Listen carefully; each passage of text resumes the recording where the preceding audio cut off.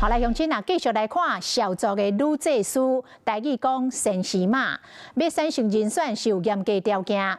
為着先絲媽的傳承，族人是按照着風俗，再度登就拉魯島，進行着先絲媽新立的儀式。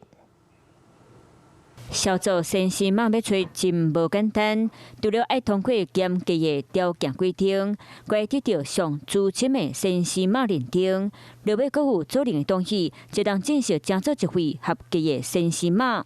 這個女祭司在我們少族來講是一個非常重要的傳承，因為我們要跟祖靈溝通，都需要經過女祭司。小族族群的人數哪來哪少，唔那留一緣的先絲媽驚老外無體力做，這幾年聚會的先絲媽嘛做生去，所以愛找新的先絲媽，這對小族來講是一件大事。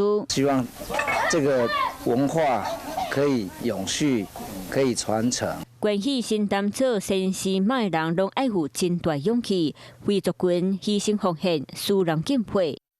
Hello， 我是蔣新梅。想要搶先掌握最及時的新聞資訊嗎？趕快訂閱、按讚、開啟小鈴鐺，鎖定華視新聞 YouTube 頻道。